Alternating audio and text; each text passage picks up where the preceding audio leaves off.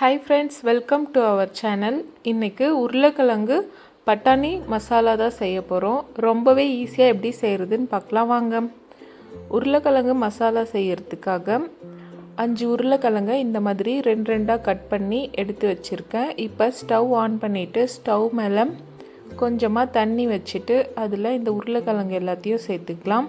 இது கூடவே நைட்டே ஊற வச்ச பச்சை பட்டாணியும் சேர்த்து வேக வச்சு எடுத்துக்கலாம். இப்போது உருளைக்கிழங்குக்கும் பட்டாணிக்கும் தேவையான அளவு உப்பு சேர்த்துட்டு நல்லா கலந்து விட்டுட்டு வேக வச்சு எடுத்துக்கலாம். இந்த உருளைக்கிழங்கு பட்டாணி மசாலா ரொம்பவே டேஸ்டியாக இருக்கும். இதை நீங்கள் பூரி, சப்பாத்தி, தோசை, இட்லி எல்லாத்துக்கூடமே வச்சு சாப்பிட்லாம். ரொம்பவே டேஸ்டியாக இருக்கும். இப்போ பாருங்கள், உருளைக்கிழங்கும் பட்டாணியும் நல்லா வெந்துருச்சான்னு சொல்லிட்டு பார்த்துக்கலாம். பாருங்கள், இப்படி அழுத்தின உடனே பட்டாணி நல்லா வெந்துட்டு இருக்குது. உருளைக்கிழங்கு வெந்துருச்சான்னு பார்க்குறதுக்காக ஒரு நைஃப் எடுத்து அதில் இந்த மாதிரி குத்தி பார்த்தோம்னா தெரியும் வெந்துருச்சா இல்லையான்ட்டு. நல்லாவே வெந்திருக்கு. இப்போது தட்டு போட்டு மூடிட்டு தண்ணி எல்லாத்தையும் வடிச்சிட்டு எடுத்துக்கலாம்.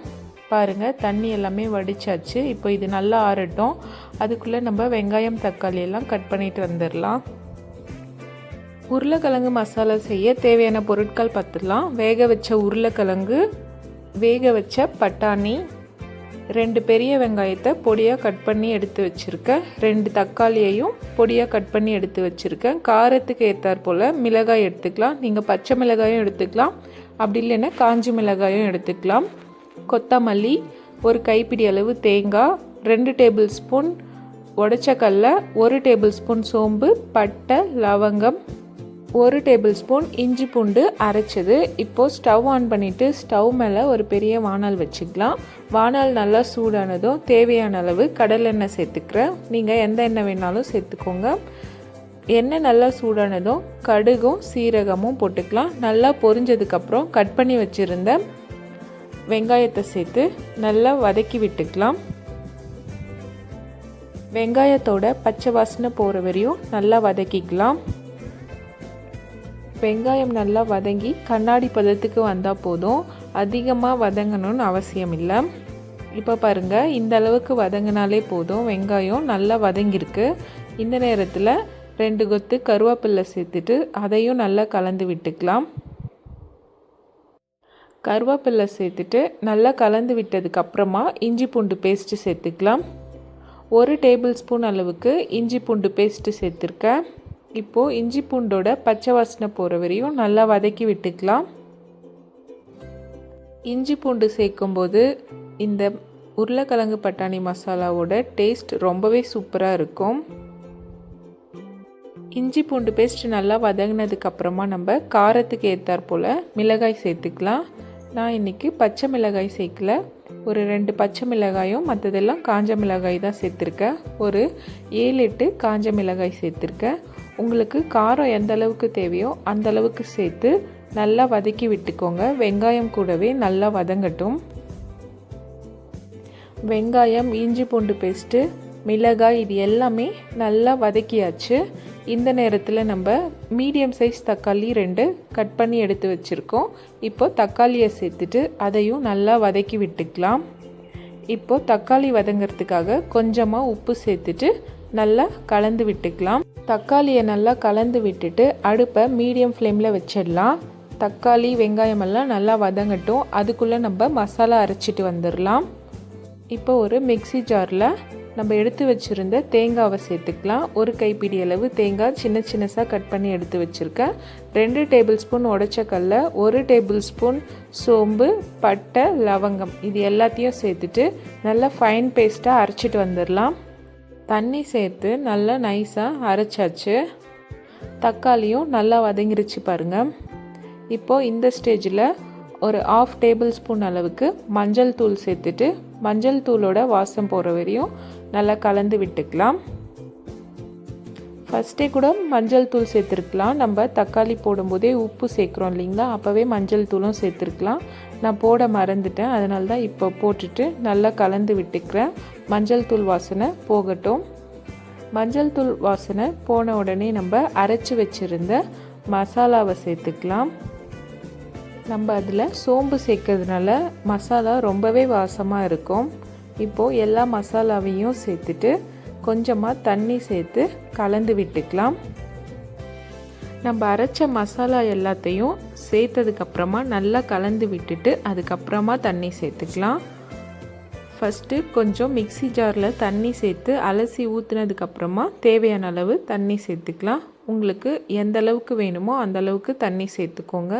ரொம்ப திக்காக வேணும்னா கொஞ்சம் கம்மியாகவே சேர்த்துக்கோங்க. அப்படி இல்லை கொஞ்சம் தண்ணி மாதிரி தோசை அந்த மாதிரி சாப்பிட்றதுக்கெல்லாம் கொஞ்சம் தண்ணி மாதிரி இருந்தால் தான் நல்லாயிருக்கும்.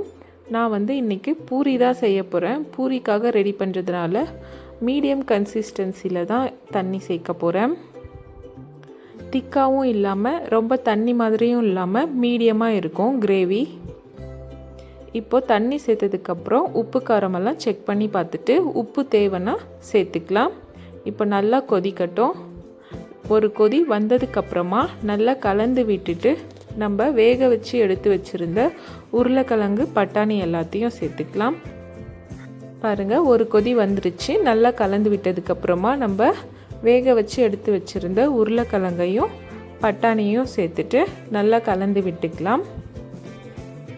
நம்ம கட் பண்ணி வச்சுருந்த கொத்தமல்லியில் பாதி கொத்தமல்லியை இப்போ சேர்த்துக்கலாம். மிச்சம் பாதியை கடைசியாக சேர்த்துக்கலாம்.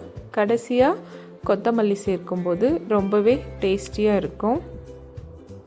எல்லாத்தையும் கலந்து விட்டுட்டு அடுப்பை மீடியம் ஃப்ளேமில் வச்சிடலாம். ஒரு 5 நிமிஷத்துக்கு நல்லா கொதிக்கட்டும். இப்போது பட்டாணி உருளைக்கிழங்கெல்லாம் சேர்த்ததுக்கப்புறமா ஒரு முறை உப்பு காரம் செக் பண்ணி பார்த்துக்கலாம். எல்லாமே கரெக்டாக இருக்குது. இப்போ தட்டு போட்டு மூடி ஒரு 5 நிமிஷத்துக்கு மீடியம் ஃப்ளேம்லேயே நல்லா கொதிக்கட்டும். ஒரு 2 டைம் ஓப்பன் பண்ணி கலந்து விட்டுக்கோங்க, இல்லைன்னா அடி பிடிச்சிடும். உருளைக்கிழங்கு பட்டாணி மசாலா பாருங்கள் எந்த அளவுக்கு சூப்பராக வந்திருக்குன்னு சொல்லிட்டு. இது இன்னும் ஒரு 2 மினிட்ஸ் நல்லா கொதிக்கணும். நல்லா கொதித்து திக்காக மாறணும். இது கொஞ்சம் தண்ணி மாதிரி இருக்குது, அதனால இன்னும் ஒரு 2 நிமிஷத்துக்கு மூடி வச்சு மீடியம் ஃப்ளேமில் கொதிக்க வச்சுக்கலாம்.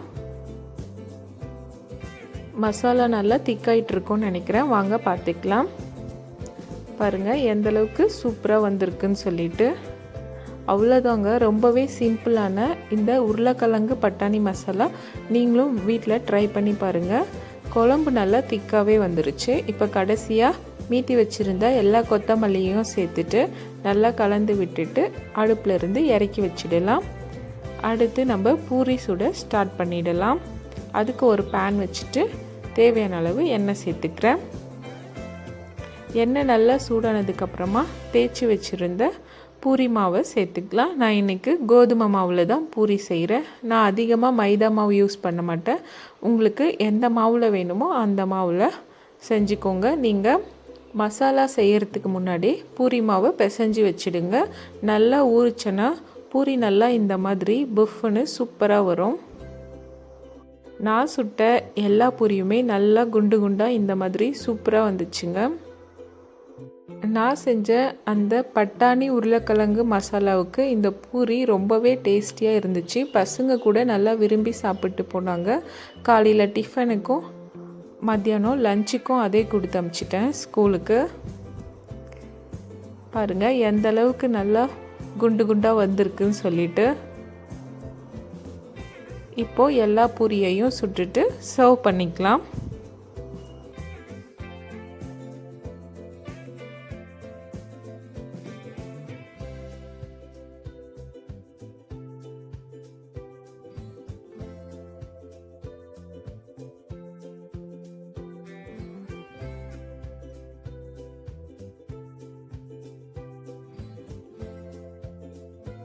சுட்ட எல்லா பூரியும் பாருங்கள் எல்லாமே நல்லா குண்டு குண்டாக வந்திருக்கு. இப்போது பிளேட்டிங் பண்ணிக்கலாம்.